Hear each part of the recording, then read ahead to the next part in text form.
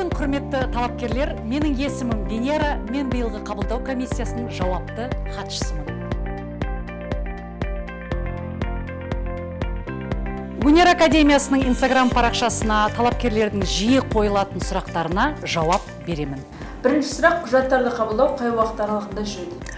Құжаттарды қабылдау 20 маусымнан басталады. Сол уақыттан бастап біз талапкерлерді күтеміз. Талапкерлер ұстаздардан кеңес алу үшін қандай қадамдар жасау қажет?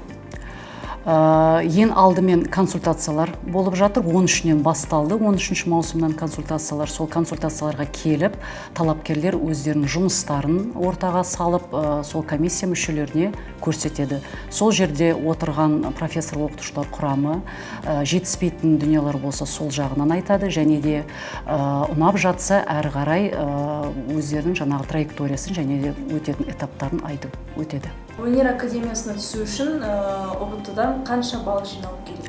Талапкерлер ОБТ-дан Қазақстан тарихынан 5 балл ол проходной, және де оқу сауаттылығынан 5 балл ол проходной болып саналады. Музыкалық білім жоқ болса, әнші мамандығына түсе аламын? Әнші мамандығына музыкалық білімсіз түсе алмайды. Өткені биылғы оқу жылының басты талабы әншілік өнерге, әншілік вокалға, соның ішінде міндетті түрде музыкалық мектеп білімі болу керек, немесе музыкалық колледж бітіріп келген болу керек талапкерлер. Өткені оны мен қысқаша түсіндіріп өтейін. Талапкерлерді егерде ертең қабылдаймыз ғой, олар оқуға түседі. Бірінші курста ол балаларда сольфеджио, теория музыке пәндері бар.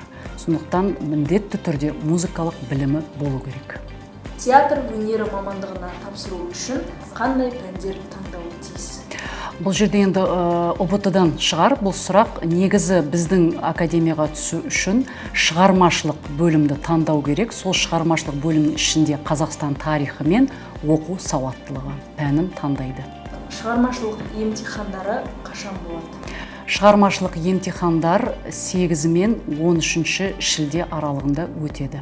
Қабылдауға келесі құжаттар керек. Ол 3-4 сурет 8 дана, және де жаңағы өзінің төл құжатты растайтын удостоверение личности дейміз, сол міндетті түрде оригиналы керек. Және де справка 0,75, флюорография жаңағы суретімен. Ер балаларға міндетті түрде әскери билеті болу керек. Және де жаңағы егерде музыкалық білімі болса, колледж бітірген дипломы, музыкалық мектеп бітірген болса аттестат, ал мысалы мектептен келетін болса, міндетті түрде мектеп бітірген аттестаты болу керек. Барлығы оригинал түрде. Мамандықтар тізімін қалай, қайдан білсе болады? Мамандықтар тізімін біздің академиямыздың сайты бар, kaznai.kz, талапкерлерге деп арналады. Сол жерде біздің болашақ оқуға түсетін студенттерге барлық ақпарат толық жазылған, қазақ тілінде және де орыс тілінде.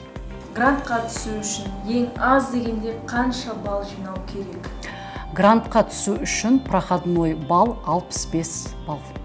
65 балдан жоғары болса, ол бала грантқа түсе алады. Бірақ ескеретін тағы да бір жағдай, міндетті түрде байқау болады. Бұл шығармашылық вуз болғасын, шығармашылық академия болғасын. Әр бала кәдімгідей үлкен байқаудан бақ сынайды. Құрметті талапкерлер, сіздерге сәттілік. Біз сіздерді асыға күтеміз.